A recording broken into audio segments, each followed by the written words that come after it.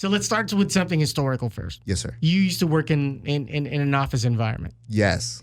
Let since this is long form, and I hope you have at least 45 for me. Yeah, talk to me. I want my audience and the jiu-jitsu world to get a little bit deeper about who you are. Sure. So what was the last office job before you said, fuck it, I'm leaving?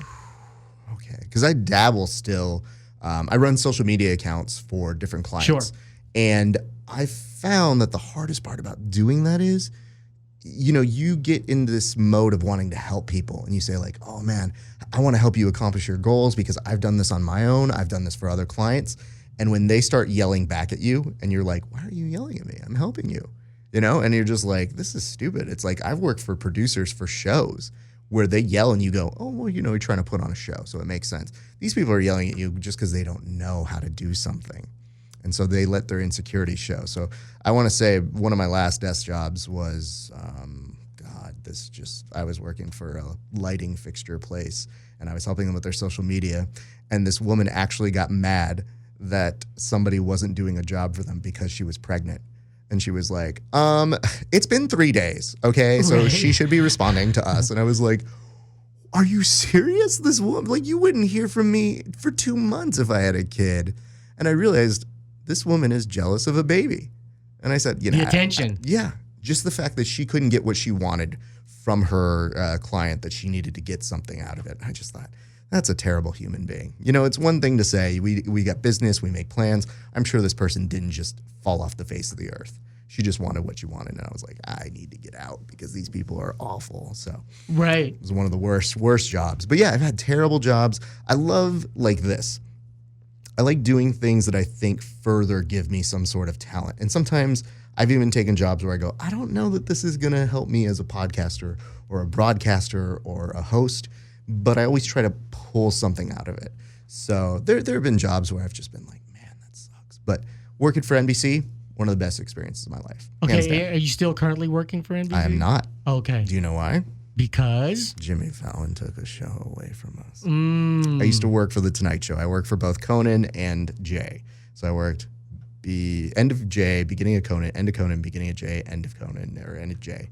So I was there for 5 years through that late night wars. And it was awkward because I'm one of only 5 people who worked. And I was in an insignificant area. But it was enough where it was just like, you were afraid to mention if you worked for Conan, if you were with Jay's people. And you were afraid to bring up Jay if you were seeing Conan's friends. So fortunately, I didn't matter enough where it just like, everybody's like, yeah, it's fine, you're fine. But you were nervous just because it was so palpable that people didn't like each other and that real jobs were at stake. So yeah, again, amazing experience. I got to write jokes for Jay eventually. A lot of them got on air, so it was really dope. And then I started taking the jokes he didn't take, and I started doing my own shows off of that based in late night comedy. Because, the interesting thing is also doing stuff for SiriusXM New York. Mm-hmm. There are 3 things that I notice about comedy. Mm-hmm. They don't understand that the pie is so big. Mm-hmm. There's enough for everyone to go around. So that's what I've experienced with stand-up comics. Yeah. Where there's this hatred and beef that's automatically put up. Well, also, one of my favorite things is you tell people like, oh, I work for Jay Leno, and they go, I like Conan better. And I go, okay, I work for Conan too. And they're like, oh, yeah, Conan's great. And I go, well, they're both really good at what they do. Of course. Even if it's not what you like, Conan's a comic genius. Jay's got one of the best paces for a comic. He went through 24 monologue jokes a night. Nobody does that anymore. You're lucky if you get 7 or 8 monologue jokes. Now they do these like essays that they read as late night comedy when they open their monologue, and it's okay. It's just different. But Jay could actually do it, and whether you like the jokes or not, that pace was just like monstrous at his age. Just nobody does that.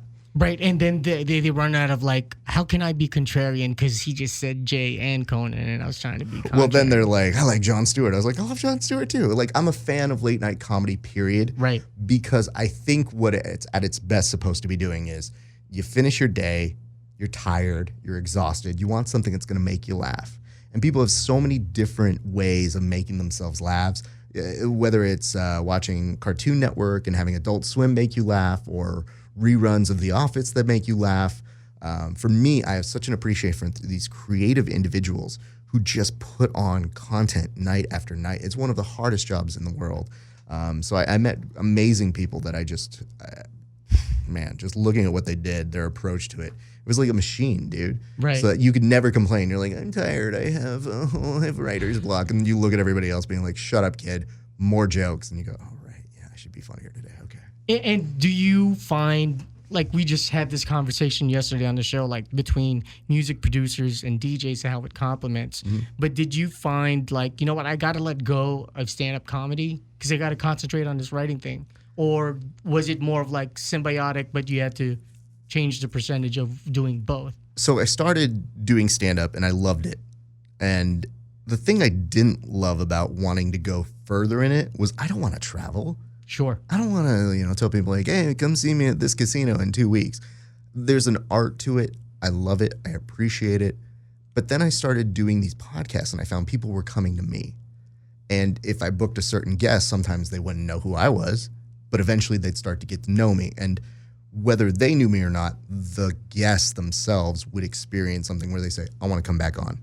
I like what you do. Right. I don't know what it is, but you're good at it. And I was always like, great, yeah, you don't have to know the magic. You just have to know at the end you liked it for some reason. And it gave me, because I had all these reps in both stand-up and doing speech and debate as a kid, that gave me the opportunity to, when I was have them in my sites or on a show, I would get to do comedy in a different way with them.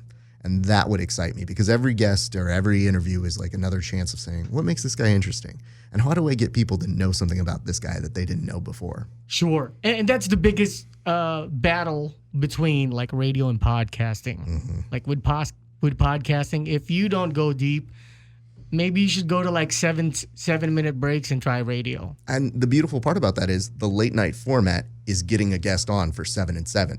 So you have those panel interviews where they come and they're like, oh my God, my new movie is amazing. And you go, all right, I'm here for 2 minutes to really get some meat out of you. For sure. And they're so publicist based. So that's when I started finding, I was like, okay, I really think this podcast format works for me. And then I love the ability to just think of something and it's out. Whereas with comedy, you're refining. You have to wait to go to a club. You might be able to do it that night, but you spend like 3 months harnessing a good 5-minute set to really have it honed down.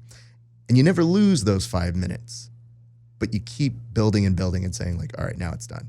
I think of something in the morning. I think of doing a sketch about Georges St. Pierre and it's out. And then I do the voice of Georges St. Pierre on a podcast. And then it's like a bit. You've done a skit that you would normally do in late night that would take forever to get up. Yeah, which the satiation as a creative, sometimes you just want to move on to the next. This is my moment. I want to put it out. Once it's out, now I can think about the next. Absolutely. And you drive yourself insane if you don't keep creating and doing more and more and more. Because I know that once I put something out, I watch it like twice and I go, okay, here's the notes of how I do it better.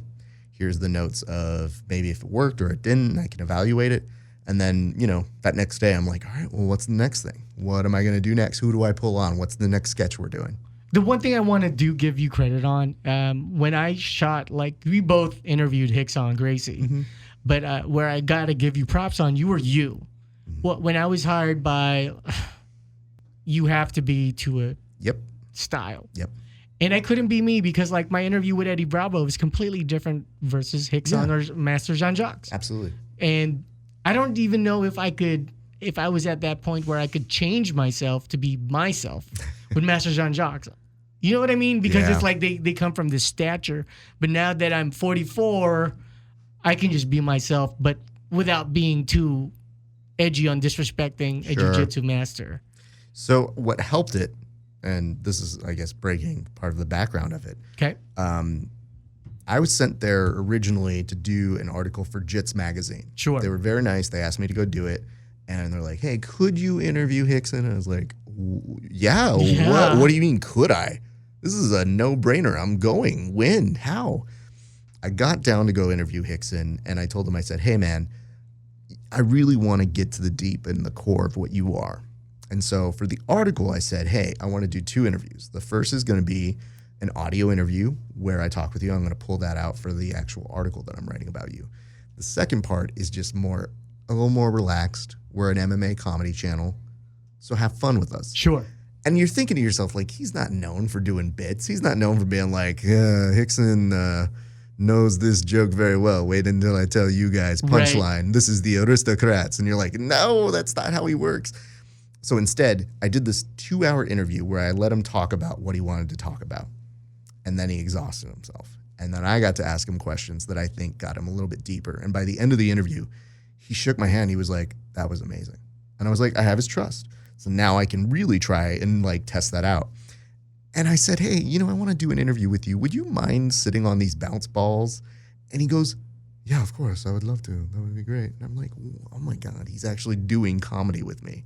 And at one point he tells a joke on there and I was like, who is this man? Right. I got him to start being funny. So I think it's a matter of relaxing your guests and earning their trust. And once you do something, and it's not the same for everybody, but you got to find it.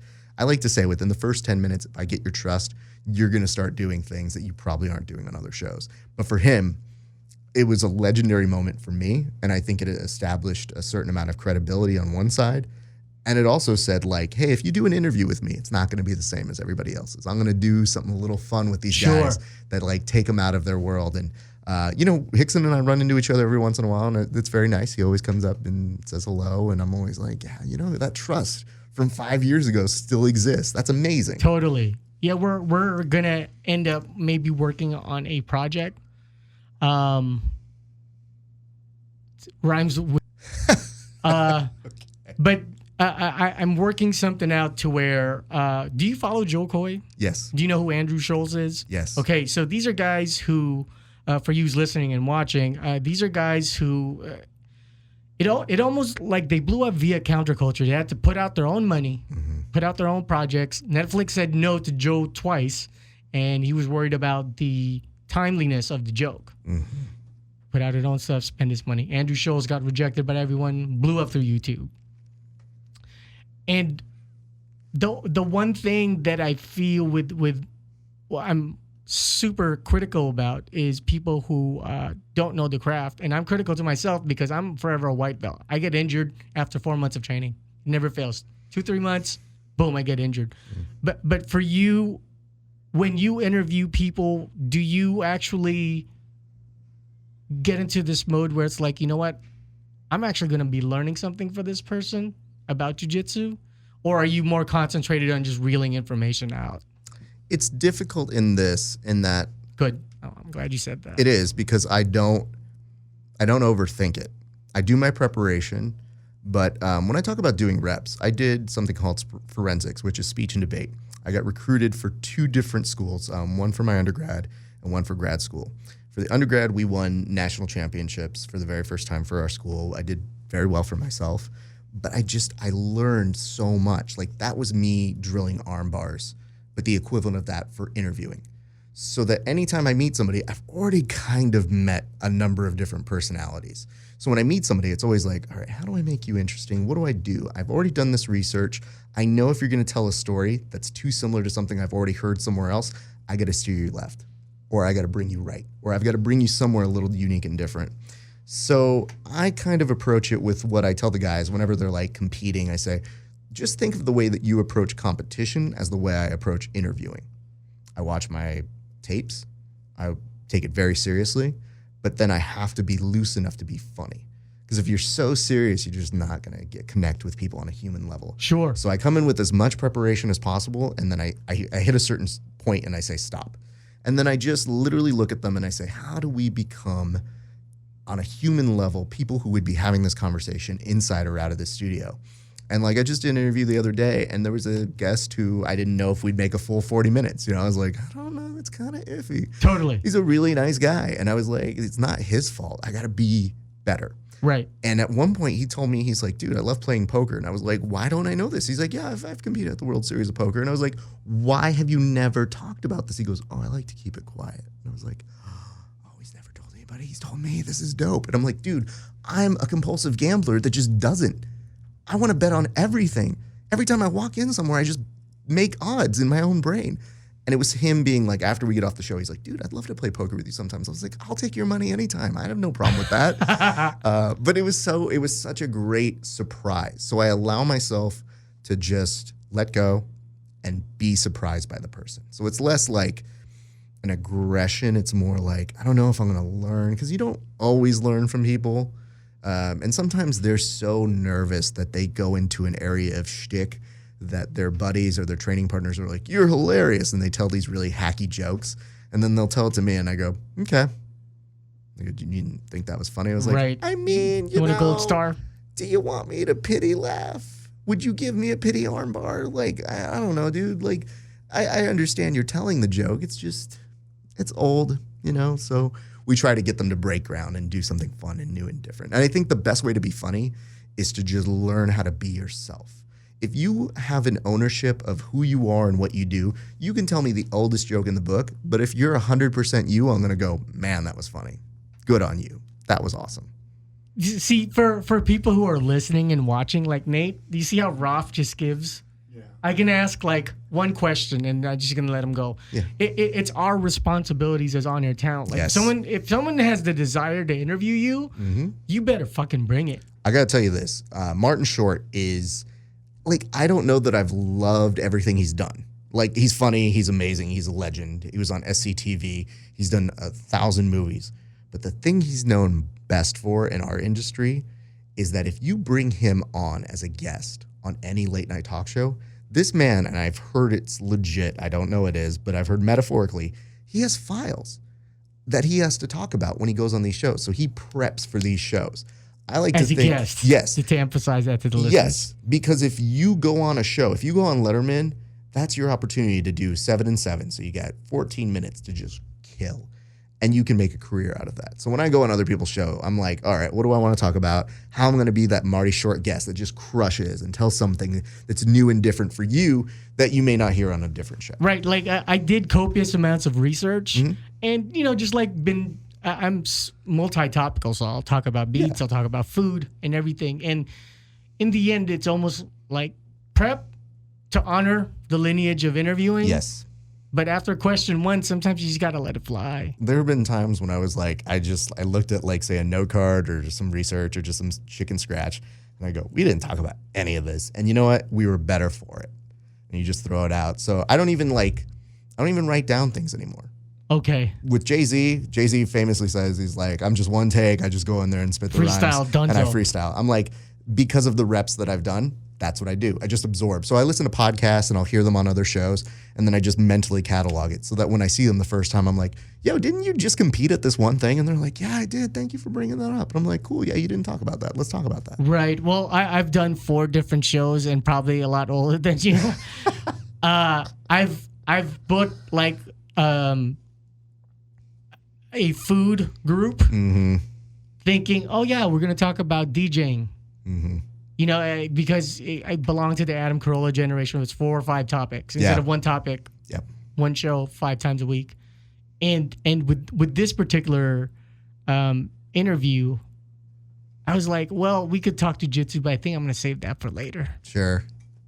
Because I think there's an important story to share with folks, because going for it to become a writer and a stand-up comic just to experience it, people don't leave the 9-to-5 mentality. Yeah. Was that an easy transition for you? It depends. Sometimes it's really easy to do, and it ebbs and flows because jiu-jitsu isn't a stable business, period. Exactly. You see a lot of these athletes, they don't know how to monetize themselves. And even with some of our sponsors that I work with, in the past, the sponsors we got now are great. Love them. But in the past, we've had sponsors that you're just kind of like doing talks with and you're going, I'm just trying to ask you for a few extra dollars. You know what I mean? Sure. And there's not a livable wage in jiu-jitsu for a number of people. So when I hear these athletes being like, I don't make any money. And I was like, how much do you think I make covering you then? Exactly. You're the talent. You know what I mean? Right. Good luck for you. And it's not like I'm bad at my job. So, it's difficult in that sense. So one of the things that I do love about this, though, is it allows me to go train. It allows me to go and when I'm sitting at a desk, I'm thinking about performing or doing this. So I try to multitask. I do my best to honor my commitments whenever I do, segue back and forth. And that's the difficult part is, sometimes you are taking jobs just to be like, listen, I just need this for like 3 months and then I need to get out of here because you guys suck. Rent and food. You know what I mean? And I tell people, I'm like, yo, I'm just paying the rent. That's what I'm doing here. But for the most part, like, I'm just honest with people. Like, when I take these independent contract jobs, I tell them, I'm like, hey, listen, this is the amount of time we should work together. I've helped ghostwrite a book where the guy's like, okay, I mean, you're really good. So I'm writing jokes for him. I'm doing all this research for him and compounding everything. And it's just not as fulfilling as going and interviewing somebody and crushing it. It's just my goal, my end goal is to get us in jiu-jitsu on cable sports. I want a 30-minute, kind of show that you can do. Sure. Because we talk about Tom Brady going to the Super Bowl for 9 months. And that's annoying to me. Because I'm like, yeah, he's probably going to win. Good for him. I mean, he's great. He's obviously really good. Can we tell about Gordon Ryan and Buchecha? Because I think that's exciting. I want to see that match. Give me 5 minutes to talk about that, and let's see if people are excited. But do you feel, because it seems like MMA is rising, but I also feel like they self-plateau? Does MMA need to pave the way first, or do you feel jiu-jitsu as an entity itself it's that 30-minute show that you're talking about? Great question. The thing I think is a constant struggle is grappling has one of the best selling points that we don't use. Okay. Please enlighten. Okay. MMA can only work to really 1 or 2 quadrants. So certain age groups, right? Grappling is a family event. Your mom can do it. Your uncle can do it. Your kids can do it. Everybody, every age can do it. And yet, if you took that to a marketing person who really, really just said, my job is only to make grappling work, they'd be like, wait, we're in 4 quadrants? How the hell are we not making this a bigger thing? The hard part is selling the excitement of it. And MMA has a lot more knockouts. There's a lot more submissions when you get the highest profile people to go up against each other.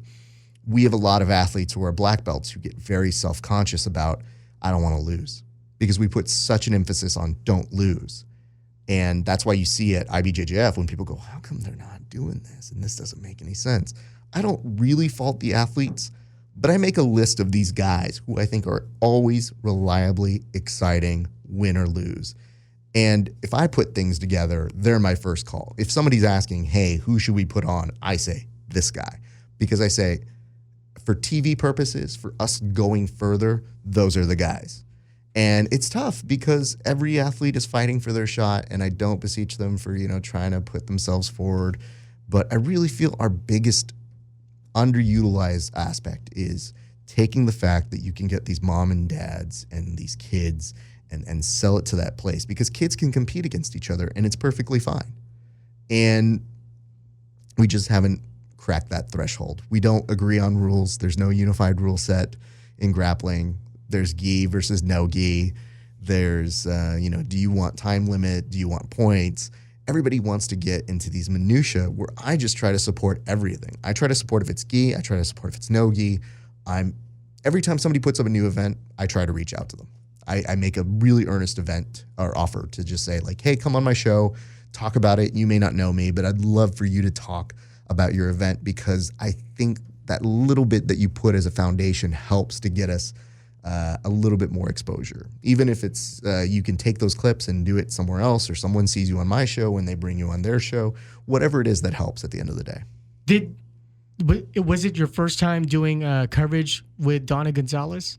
So last week, yes, it was my first time doing commentary with her. I've done commentary for a number of different events, but it was my first time working with her. And, it's kind of funny because she was a podcaster too. Sure. So it was... with Becky Dominguez, right? Called Mat Therapy? They did Mat Therapy. And that's Dunzo? I think they're on a hiatus. Okay. I think they are maybe going to do something in the future. I don't know if it's going to be a different branding or they're going to do something there. Donna's always going to be involved in jiu-jitsu, and Becky's awesome. So I always say this. I actually brought them on our show too. We have a pay-per-view picking segment that we do where I put them up against my co-host, and it's really just an excuse to get our friends together. If you brought on your guest the one time and they've already done the origin story episode, then it becomes, do they have a super fight? Do they want to do this? Sometimes I'm like, listen, I don't care if they have a super fight or not. I just want to talk fights with them. And most people, when you do preview shows, they suck. When they get in there, they go, I think this guy's going to win because I think that he punches good. Really smart analysis there. Right. Great job. So I decided, I was like, let's bring him on and let's make it like a game show format where I give him 15 seconds and really all I'm looking for is trash talk between the two of them. And if they do that, we've succeeded and we're in an entertaining show. And the guests that we get are very funny and everybody's pretty game to always talk trash. We had Drew Dober, who's a UFC fighter. This man came out guns blazing because he's just competitive. Sure. And when he was making fun of my co-host, we got off the air and I was like, oh my God, Drew Dober. Oh God, you were vicious. I'm a comic and nothing can insult me, but my word. And your co-host was game though and receiving. Okay. On air, he was like, Then afterwards, he and I, like, Drew gets off the line and we're like, yes, that worked. That was so funny. And then we bring him on the next week to find out who wins and whatnot. So we brought the girls from Mat Therapy on, and they crushed it. And Donna is somebody I have an immense respect for. But, yeah, it was the first time I've gotten to do commentary with her, and I'm very proud. We did very well. She normally does the broadcaster role job, and I got to play that role for her. And she got to be color commentator? More color commentary. And I was so happy that it was something that she had told me just on our drive down. We drove down together and we were talking about what we kind of envisioned. We were mostly just catching up, and then she mentioned, she's like, yeah, I'm always first chair. And I was like, let me be first chair. And I said that to her right before we got on air, and she was like, dope. And I got to hear her talk about what she knows about the grappling side from 10th Planet's understanding of moves. And I thought, that got to show her in a different light, and I felt very proud of that. And as a result of that and the many matches that were there, this is now the most successful Ultimate Mat Warriors that they've had so far. So it's a steady sign of growth. It's a steady sign of maybe some of our fans tuned in. It's a steady sign of everything coming together and working, and a true testament to whatever Boogie is putting out there and getting people excited about it. So I was just happy. It's nice to see those numbers rise. I'm envious of that. I'm starting a pod, not really for me, but for these Jean-Jacques purple belt and black belt, Chris Ariola, the black belt, and the purple belt Sam. Okay. And it's still in the grooming stage, but as I was telling them, it's like, just put it out and learn from it. Just put it out. Let's put it out. We have this studio. I'll output everything. Just go for it. It's hard to get people to let go. I feel that everybody gets really nervous because they might be judged. And it's difficult because we live in a very judgmental culture. I have people who send in notes on my memes, and I go, that's nice, thank you.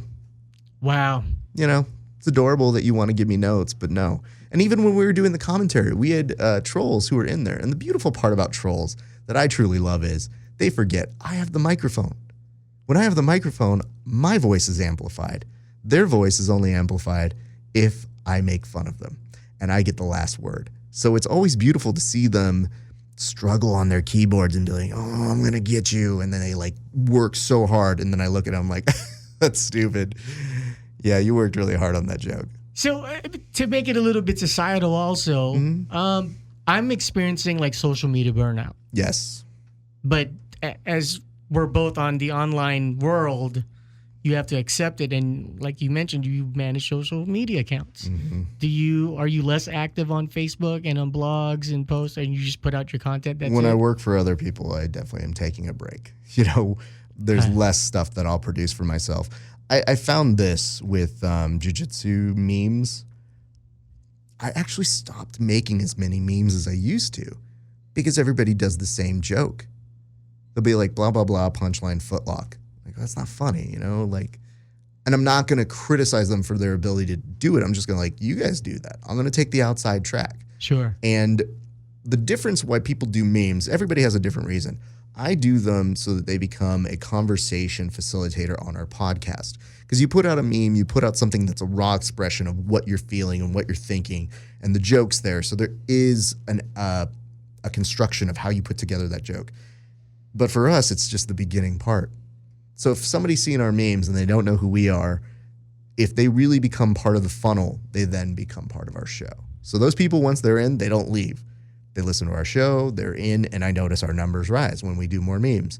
The hard part is I just look at all of them, and we're in an ad saturation part where I go, oh God, I don't want to do that meme. I don't want to do that. That's too boring. But it's only because I've concentrated so much more on doing these interviews that I say, I'm going to come in with memes when I've got something that I think is funny and different. And I'm going to support the guys who I think have really creative and outside stuff. Because I've always felt like anytime I saw somebody else's memes, that's why I love Instagram stories. The ability to share and give credit to the person without taking it as mine. Because I would be the first person, if somebody who was just starting to meme, I'd be like, put a watermark on that. And they'd be like, why? And I go, you'll never see it again. And you're going to get people who are going to take credit for that joke and they're going to try and steal it from you.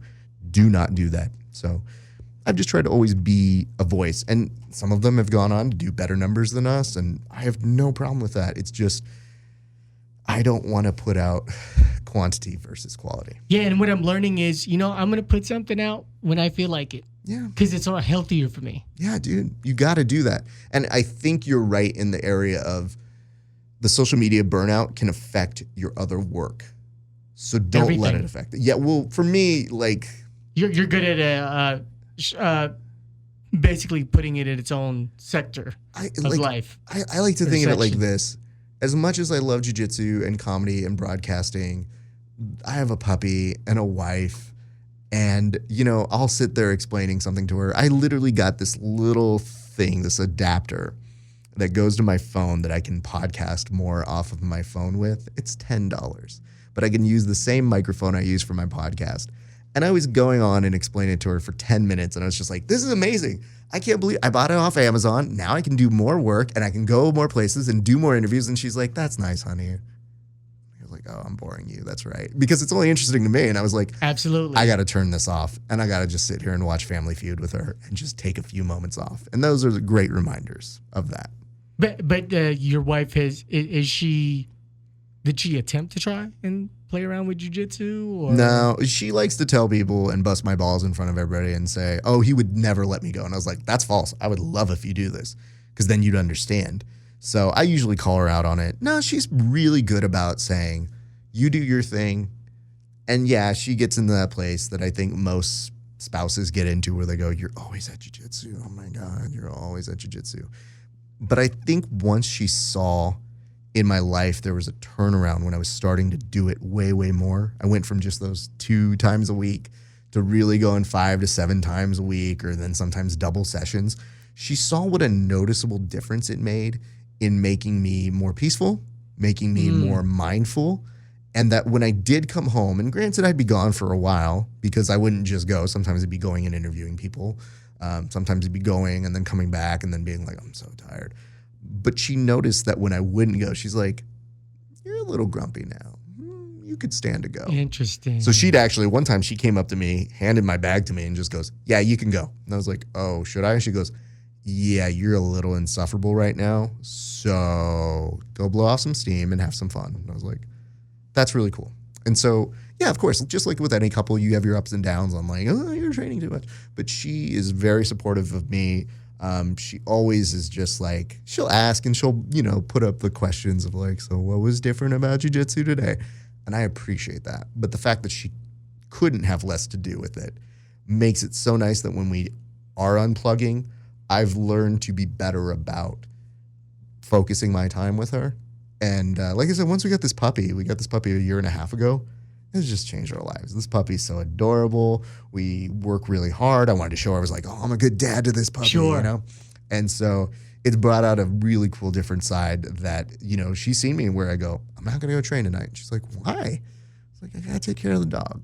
It's like, we didn't walk her. I didn't have enough time. I got to go do this. And she's like, it's cool to see you're responsible and that I know how hard it is for you not to go train. And I'm like, yeah, because I'm going crazy in my brain. So having the puppy, has that kind of cut a little bit, a day or two from training? I mean, especially at the very beginning. At the very beginning, I didn't want to leave the puppy alone.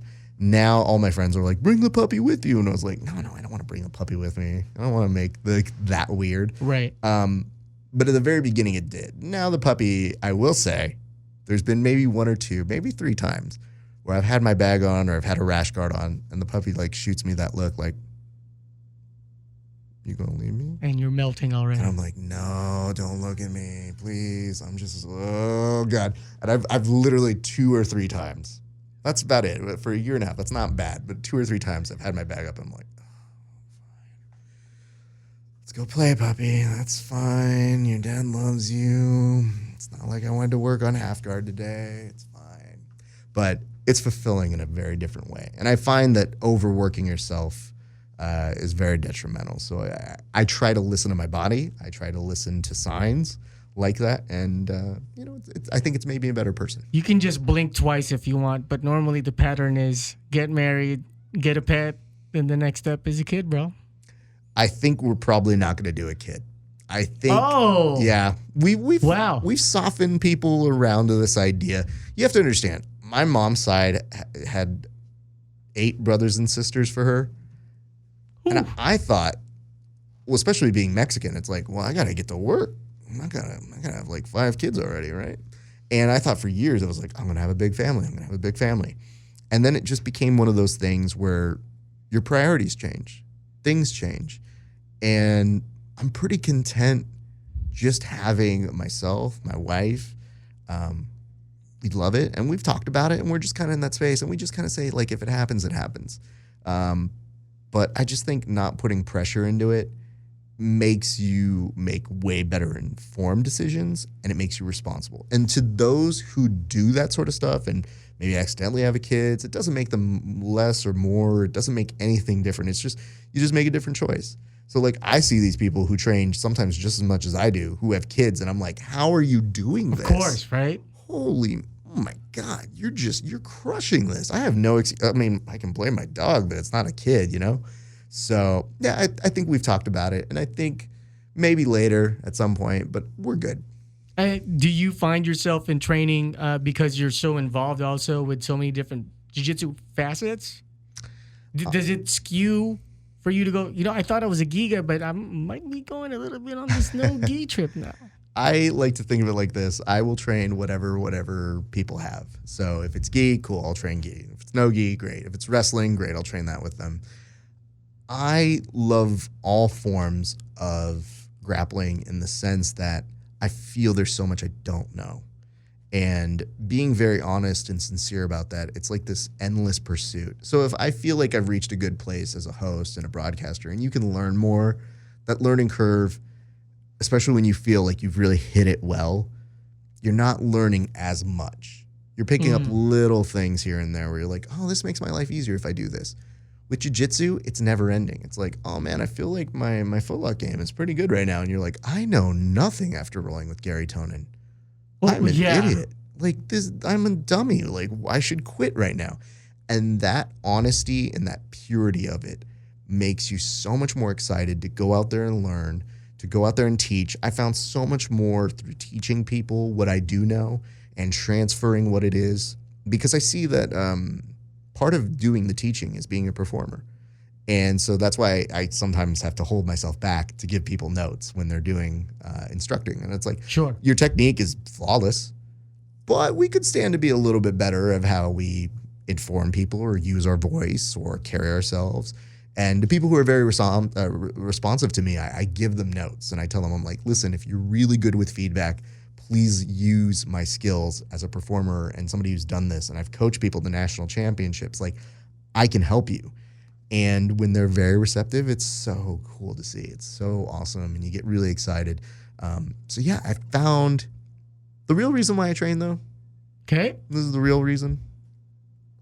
Just trying to be less fat is really what it is. And honestly, dude, I'm not ever going to be a world champion. That's not one of my goals. I tell these guys, it's amazing if they have those goals. I competed in sports for 10 to 12 years. Every Saturday, that's what I did. Then, for funsies when I got to college, every Saturday and Sunday was speech. And then it was coaching people in speech. Then it became, okay, I'm done with all that. I can enjoy my weekends. So when in jiu-jitsu, people tell me like, hey, you want to come compete this week? We're all getting together. We're going to go crush this. I'm like, I don't want to spend more years doing that. Right. I'm so happy. You know what happens when I show up at a tournament? I show up at noon. I go, did you win? Yay! And then it's like, did you lose? Oh, nobody cares. Just skip to, give yourself a one-day pity party. We'll see you on Monday. You know what I mean? And I think that's refreshing because it gives me an outside perspective. Obviously, I have a certain competitive mindset that I've learned from doing sports and doing speech, which is a total mind if you would. But it was me getting in that mode of being like, in speech, you would get ranked 1 through 5, 1 being the best, 5 being the not best. And it was all subjective. So imagine versus sports where you're like, end of score, yeah, scoreboard says we won. In speech, somebody goes, I just didn't like your topic. You're a great performer, but I just didn't connect to your topic. And you're like, my head explodes. What more can I do? I'm killing myself to make this amazing for you. And so I tell people, I'm like, I understand the mentality it takes to win and be a champion because I did that. So I try to loan that to people from an outside perspective when I come to see these jiu-jitsu matches. Because I go, listen, did you get bad at jiu-jitsu after losing to that one really good guy? No. So shut up, get back to work on Monday, go eat something fat right now. But for me, when I go train with these high-level guys, like I'm not the best, but I can do certain things. And I'm getting older, and I'm learning how to kind of use my body a little bit better. And, you know, you get a little wiser in certain areas. And there are certain things that I go gadget. And then I'm like, go gadget, arm, leg moved. Uh-oh. That's not what I wanted. Totally. So, but yeah, I train because I like food and I don't want to feel as fat as possible. When I first started training jiu-jitsu, I dropped 20 pounds and I was like, this is the cure. I figured it out. I'm going to be thin forever. And then I was like, oh, that's my plateau? I was like, no, this is supposed to be a thing that helps me Jenny Craig my way on down. Right. Are you telling me after 20 pounds, that's it? That's it. Oh, no. So after that, I just said, as long as I continuously train and I feel like I'm healthy, I feel like I'm doing something good. So that's what I've used jiu-jitsu for. And anything I can lend to those people who are being competitive or my teammates or the people who curious if I'm good at jiu-jitsu or whatever have you, I try to loan my skills to them and pass it forward with the knowledge that I do pick up. With training, and then this is more of a survey question. Yeah, I'm going to be asking the people I'm going to be interviewing for this next project, Sure. the same thing. Is there a distinct difference between someone who's a black belt rolling with a black belt versus someone who is a black belt that competes? It depends. Okay. It's an interesting question in this reason. Danaher had just put up a post where he said there are these secret black belts that they have who never compete. One of whom competed, I want to say, and people can correct me if I'm wrong, I want to say he competed not at a master level where it's the older guys, if you would, and they bracket them in their older age, but at the actual adult level. And he started late in life, which in jiu-jitsu is 30s, which is hilarious, by the way. But he started late in life, and he was so quiet about it, and he went and he won this adult division. And Danaher said, you can do it. And this person remains anonymous, right? I mean, I don't know him as a name, like Okay. a Gordon or a Keenan kind of a name. Sure. But we've heard from Gordon and Gary, there are these guys who just you never hear of. They're in the blue basement with them, but they're amazing. So, yes, there are levels, I would say on a whole. If you're looking at the whole scene of it and you go, oh, yeah, that Josh Hanger guy, that's a black belt. Sure. He competes. He's amazing. Look at that guy. I still always like hearing those stories about those hidden beasts that we don't know about. So as a blanket statement, I'm sure you could say like, yeah, you know, by and large, there's different levels. These guys who compete really are a different level because when you do train with them, they're just toying with you. They've literally they've done so many rounds with trying to kill each other that when you're rolling with them, you're just kind of like, I'm not really necessary here. They could be literally rolling with a grappling dummy as far as I'm concerned. But yeah, there is hope for those individuals who just kind of compete and maybe not the like top caliber people. So I think it depends. But yeah, I would think it's a fair assessment to say those who compete as a black belt tend to be that top tier talent. And that there are always some exceptions of those minuscule people's name that you don't know of. And then all of a sudden you just come over and they're like, they just wrecked my life. And I don't know who they are. So contextually, you mean there is the exception for the non-competitive black belt? Yeah, it's really hard for me. I've never been the type that says always or never because I hate those statements in the sense that they aren't factually true. I think by and large, things can be true, but whenever somebody says always, my first thought is Well, what if this person exists? What if this person exists? And what if this exists? And I don't like saying exceptions to the rule. I just like saying, like, I think there's a lot we don't know. But if you're asking me to compute a math equation, I'd be like, oh, yeah, this actually checks out. Like, it's got a 70% or an 80%. Yeah, that's a pretty high percentage. That's a pretty dominant amount of people. It's just, it has a certain level of subjectivity of, do you think this person's black belt is a little bit more special than this person's who's maybe not an active competitor? And I think the other thing to consider is some of the best competitors are not the best teachers. I've experienced that in both Muay Thai. I've done 5 smokers fights, won them all. But the better ones who showed me are jab specialists who are like, oh, I'm only 3 years in. Yeah. And so to me, watching those individuals who are amazing teachers, I think they're just a different spectrum of the art that you could totally put in that equation too, where you go, okay, well, cool. Is there a different level between those competitive black belts who teach and then those guys who maybe don't compete who teach as well?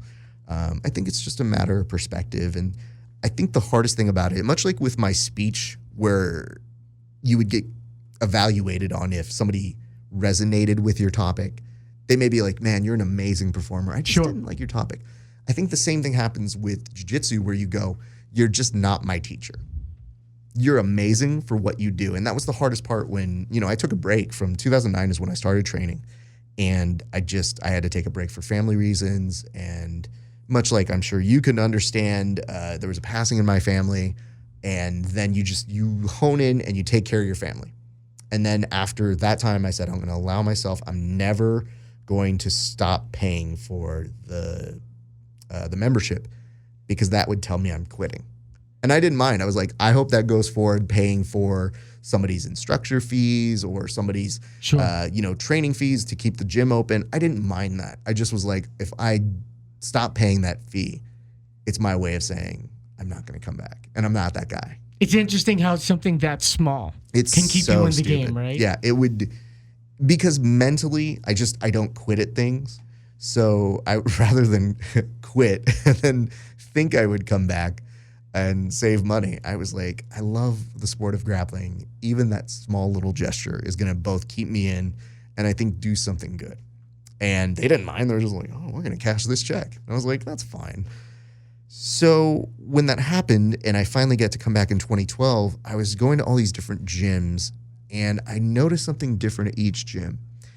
And I'm so happy I did that because I didn't know we'd be doing a podcast. I didn't know anything about the sport other than I had a true affinity for it. But it made me know the minute I got into my gym, I was like, this is home. And this is Valley Martial Arts, yes, right? Valley Martial Arts is my home gym. I train mostly no gi or gi with them. And then, the podcast takes you different places. Sometimes people call me up and they say, hey, would you come train with us? And I'm like, absolutely. Can I do an interview? And the beautiful part is you do an interview with an athlete, they give you a very different interview once you've trained with them a couple times. It's just so magical when you go and you train with them and they get a different sense of, hey, this guy's trying to explain what I'm doing. And it allows me to have some insight to when I do see them compete. I go, hey, man, I experienced that shoulder pressure right there. Like, you're money in that position. Sure. And I think it gives you like a little bit of extra. But yeah, Valley Martial Arts is my home gym. But now when people call me and they're starting jiu-jitsu for the very first time, or my friends are starting, or you name it, I can say with a certain amount of certainty where I say, you should go to this gym.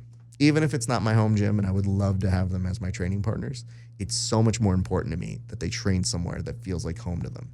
And I think part of that is finding the right balance of instructor and how they teach and how they connect with somebody. So I think that's the subjective side for them is, sometimes I tell people, I'm like, they're not a bad teacher. I just probably shouldn't learn from them. But if you're it's not your physical and creative math within your oral existence. And again, right? I mean, I've just told you guys here, I'm not a highly competitive person in terms of jiu-jitsu in that way. So I would probably tell somebody like, hey, if you're going to compete a lot, you need to go to this gym. Or if you're just a hobbyist, maybe come to this gym or that gym, And I can tell them that. And it only became something that I knew because I was trying out all these gyms and all these places. And eventually some of these people recognized me. They're like, you were that guy. And I was like, yeah, that was me.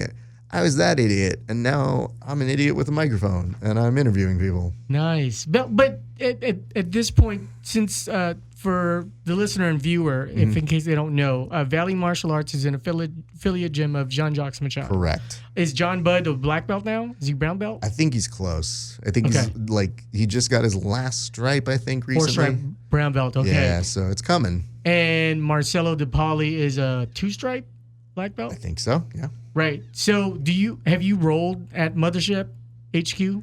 Yes. Do you feel a difference? Yes. Between Mothership and Valley? Yeah. Please Absolutely. expound. I will go ahead. There's just a difference in terms of learning directly from the master. Marcelo is an amazing instructor, and he brings us some really, really good instruction from Jean-Jacques that we feel honored to be able to learn from that lineage. So when you get there and you just start learning these things, you're like, oh, okay. So you might be at the same level with them. There's something about that room that when you go in, Jean-Jacques... Yoda's coming out. Yeah, this is so hard to explain to people.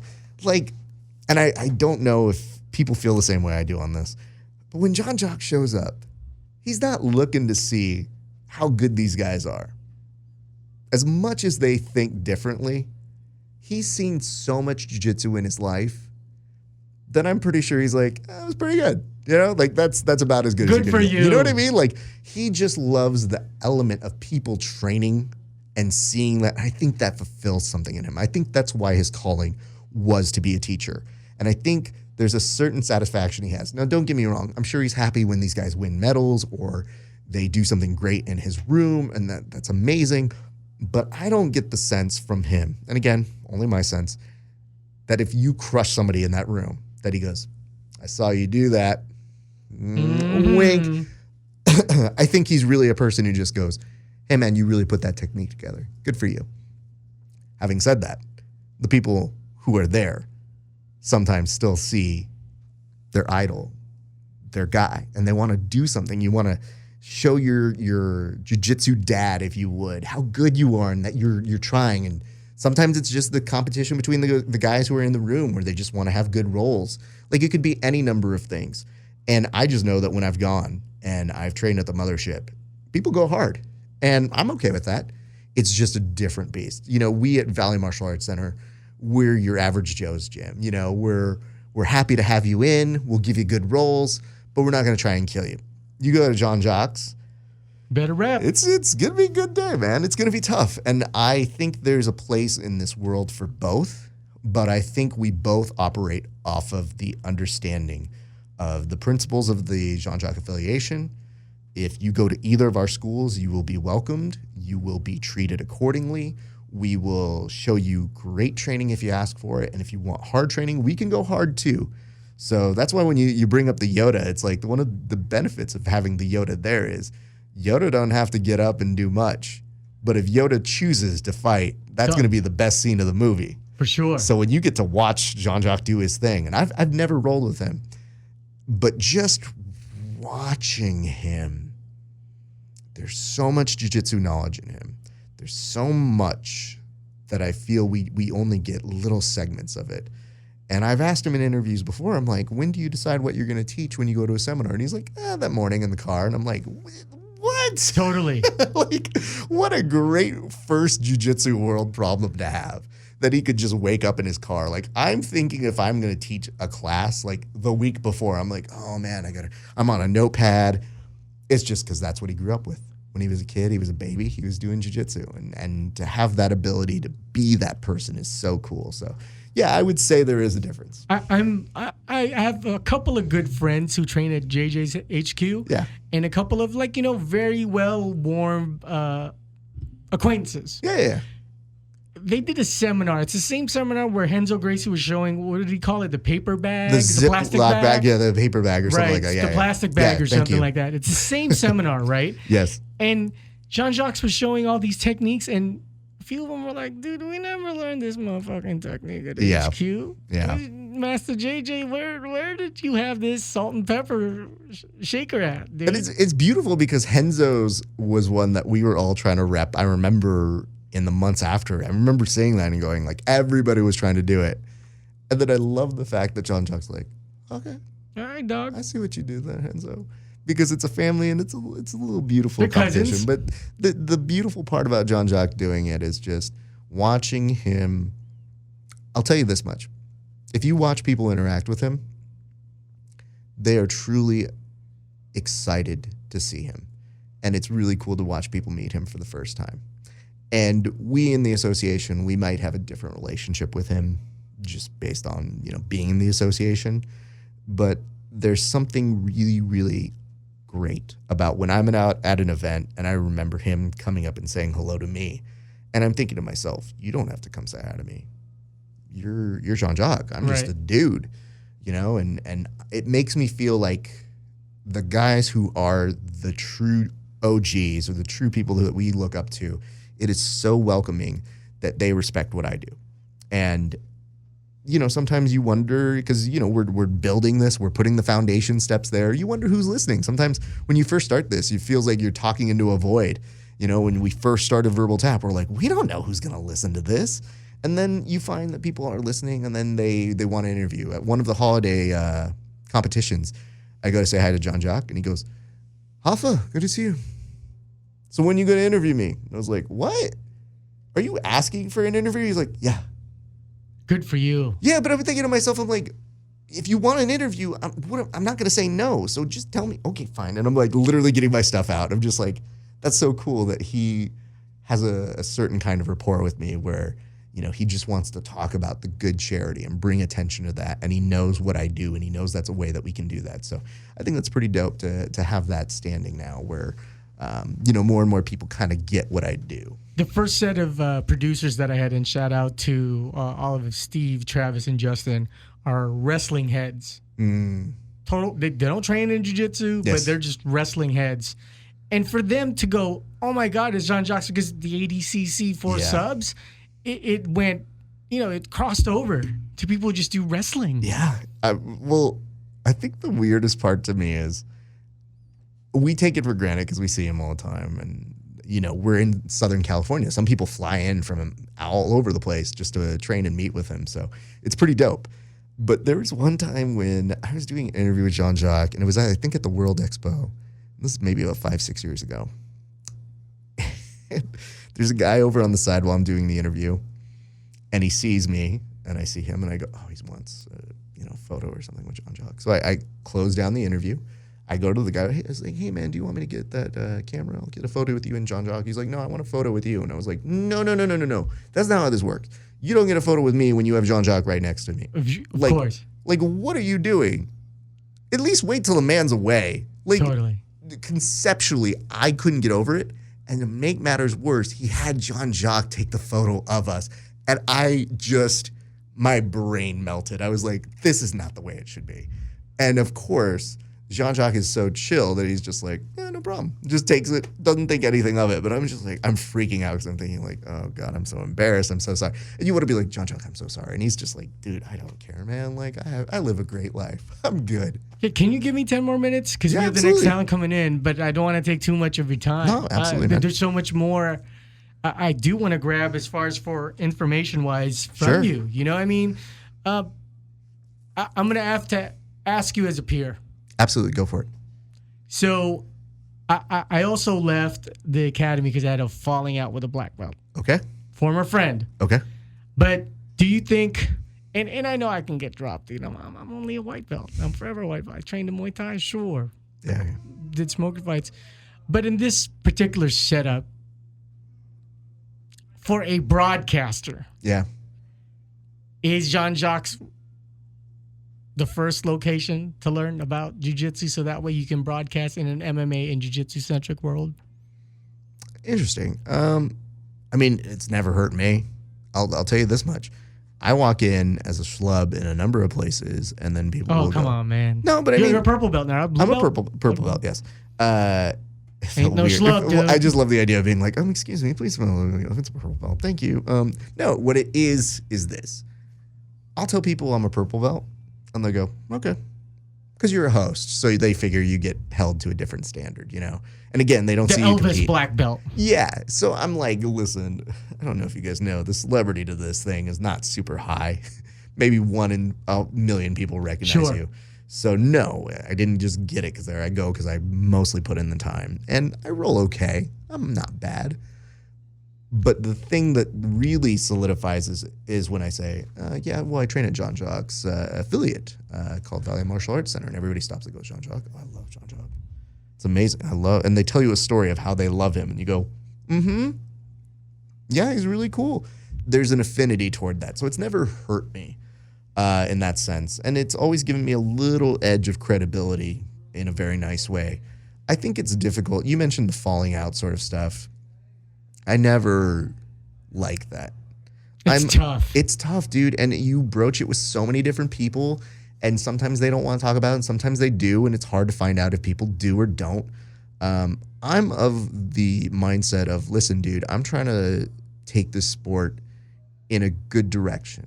Positive, fun, doesn't take itself too seriously. And I think that I have certain skills that I give to this sport and that I do differently. And I feel good making that contribution. And I don't believe that you should minimize what contributions people do. So I do a part. It's a small fraction, but there are other people who do big parts. And I think it's really cool to see everybody collaborate and do those things. When it gets really sucky is when people start talking about how they left their gyms or how they don't train at certain places anymore. And I'm always of the mindset of, listen, I will talk to anybody. I will train at any place. I will go to these people and I will make them feel like they're at home. I think a good host really, really makes you feel at ease. And I think there's a real big difficulty in trying to make people feel at ease when they've been excommunicated. And so for me, I'm always like, listen, I'm not here to talk about that unless you want to, but it is part of your story. And I think that the more you run away from your story, the more questions people are going to have. Sure. But the more you can address it, the more is there. So I've always told people, I'm like, listen, I'm more interested in the person you are. And if you've had problems with other people, it's my hope that you've addressed those problems with those other people or that other things can clear up. Because I will say this, and I think maybe you can understand it on a certain family level. Like my dad and I, after my mom passed, we stopped fighting with each other. We didn't fight a ton, but we just stopped because we understood that time is precious. And that's not to say that people won't wrong you in certain ways, that you need to remove yourself from the situation. But a lot of the things that really come up, especially in jiu-jitsu, is that you spend 10, 17 years with these people, and then all of a sudden you're on the outs. And to me, I think that's not a healthy form of communication.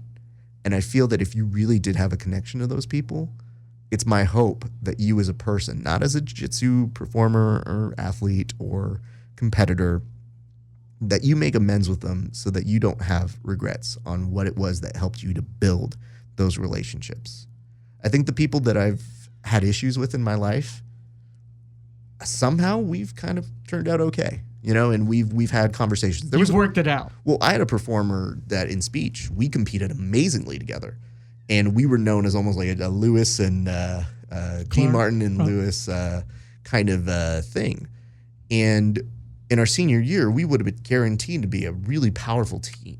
But he was doing things that I thought were very detrimental to himself, to other people, and to myself.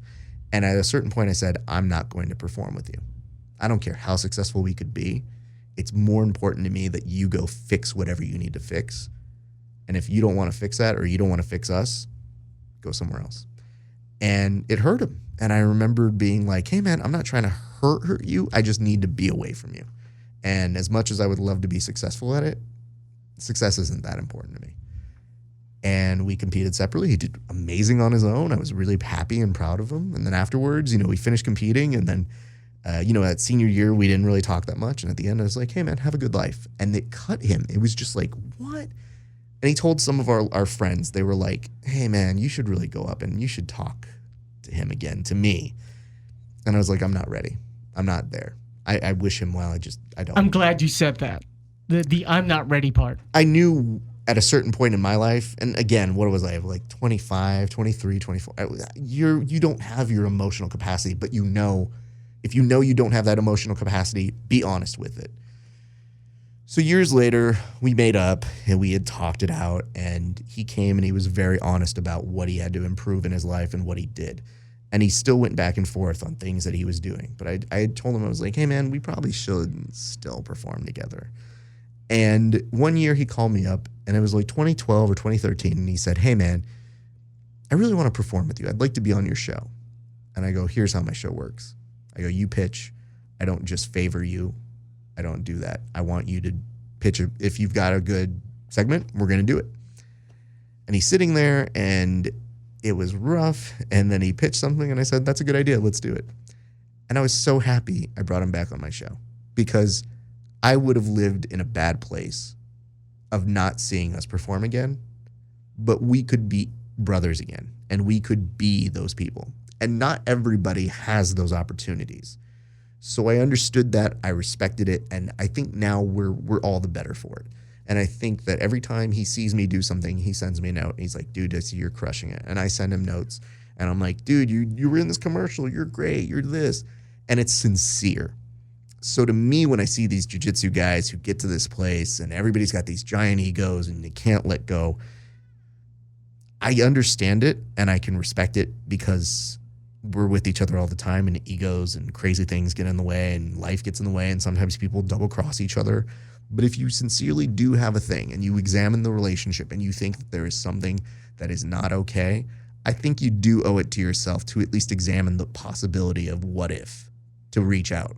Because again, and that comes from me saying, when my mom passed, I'm like, you only have so many years on this world. You cannot become so obsessed about always being right and better and even though if you are right, you can be. But I feel like with some of the biggest regrets people have when they're on their way out and you've seen people die is that you've seen them say, like, I really wish I would have had more time with these people. And I felt so good that for that moment in 2012, 2013, when my buddy came back, I said, we performed like no time had passed. And it meant maybe nothing to our audience other than maybe a sketch. But to us, it was a redemption of years that we lost. And I feel like in jiu-jitsu, that's a very similar thing when people go different ways. And so it's always my hope. And I've seen reunions happen in front of me where I've seen those guys like say what's up to each other. I don't report on that. I'm not TMZ. I'm not here to tell you like, sure, hey, I was at a club and this guy got together with this guy and they were exchanging techniques at ADCC. They're going to come together and they're going to go ahead and crush it. I say, what's the real story? And if they want to talk about it with me, they can talk about it with me. But I'm so happy when I get this backstage exclusive information and I see people who shouldn't be talking to each other again. And I say, just for my own humanity, I'm happy that they're talking again. And to have witnessed that, and it's something in your memory. And I try, and you feel it. Yeah, and I'm privy to it. And you get so much privileged information sometimes as a media guy. Sure. And I just say that's their story. If they want to tell me about it, that's cool. If sometimes they bring it up and I say, let's talk about it. I thought it was a great moment. And I add my 2 cents into it. But I always feel like they have to bring it up maybe somewhere else or with me, and then we can talk about it. But there's so many little moments like that I'm like, I get really happy about. So that's my own little wish in this really convoluted world of different cultures, different beliefs, different perspectives. If you need to pull yourself away, do that and be healthy. But sincerely ask yourself at a certain point, especially with how some of these breaks happen, is it really worth it? Are you really, really worth seeing that whole relationship that you built over all those years go away? And if the answer is yes, then be it. Yeah. But if that answer is, I don't know, do some self-examination. Absolutely. Well, Raf, that's a brilliant close for now. I'm hoping I get you back on this mic pretty soon. I will be happy to come back anytime. I haven't even touched on, I'm a long-form guy. I want to talk about what the problems that you went through when someone passes, because pre-production, I was sharing these stories about my dad passing. Yeah. There's the whole element of you being a speech instructor. I'm sure there's so much stories behind that. I mean, again, it's stuff that I love sharing. I always think of it like this. I tell people, and it's kind of what you're doing right now, as I say, we're going to close this chapter. We're going to revisit a chapter in a couple months or a year or something. And I love it. I had one guest recently tell me, he actually, when we were on air, he goes, it's been 5 years since you last talked to me. And I was like, who remembers that? Where have you been? You never know, dude. I've experienced the same thing as an interviewer and an interviewee. It's just so funny that, like, he came, and I love the fact that he's doing it as a joke. And my joke then became, why are you counting? What's wrong with you? You should have something better to do. You mean to tell me you put a Google reminder? It's been like, it's another year. Raf hasn't talked to me. Uh-oh. Dude, you never know who takes what personally, dude. But the best part is he was saying it in jest, and then I immediately had to be like, shut up. Stop doing that. No one cares. So, yeah, of course. I'm totally fine with that. I love the fact there's a lot more to talk about. I'm always happy to do it. There's tons more. I feel like this could have been a Joe Rogan 3-hour pod. Absolutely, man. And again, I have such an appreciation for what you do. It's very, very appreciated that you would bring me on. I love being able to tell the stories of what I see in jiu-jitsu and grappling. And like I said, man, we're all trying to pay it forward and make it bigger and do the next thing. So same. These things are helping. And maybe in the future we could at least record a monthly out here. That would be dope. Show together. That'd be great. I'd love to do that. We're moving to Hollywood and Cahuenga. Awesome. And I'm in it tight with a lot of program directors. And yeah, dude. If the chemistry's right, if they feel like, hey, man, these two are dope. Dude, it would be, again, a huge honor. And I will say the only thing I'm a little sad that you guys are losing here is that Nipsey mural. You never know. Someone may put up like... Well, just tell them. It'll be like the Staples Center. Like all the hip-hop gods, you know what I'm saying? Because I walked in, I was just like, oh, word. Are you a hip-hop fan? I'm a huge hip-hop fan. God damn it, Nate. We could even just have them on the Beat Junkie. Have you heard of the Beat Junkies? I have. They're like famous for, dude, and they're giving us all this freedom because I'm helping Rhett with the social media stuff and programming. Oh, awesome. So he's like, he's been generous for like, dude, you come from satellite radio? You gotta understand, dude, whenever we do music, because at VMAC, I will say this is meant to be a diss at everybody there. When they put on the music, it's literally every classic rock song from the 70s on a loop, and it's maybe 12 of them. So, like, I have certain roles that I go, this is my Led Zeppelin role. All right, let's go. And when I'm in charge of the music, they're like, is this music from the 90s? I was like, specifically 93. It's an actual playlist called 93 Till Infinity because it is infinity, you motherfuckers. I want this song to never end. I only get mad at rap artists who just yelled out the year because I had to deal with that in my old age. And I'm like, it's 1995. And I was like, shh, no. I don't want to talk about that right now. It's really old. And I feel really, really painfully old every time you remind me of that. I'll edit this out, Nate, if you're not comfortable. Like last night, we smoked really good weed. Yeah. During the shows, we play each other like dope new stuff. Yeah, and I want to put you on to the new stuff. I would love from to the hear golden the new era. Yeah, absolutely. I want to put you on to some new stuff. Would love it. Let's continue a phone conversation. Okay. I just have another set of guests coming in. Yeah, absolutely. But man, thank you so much. I'll be texting you before I put this out, but it will be playing live on Beat Junkie Radio also. That's amazing things. Oh, I'd love to hear You know that. what I'm saying? Yeah.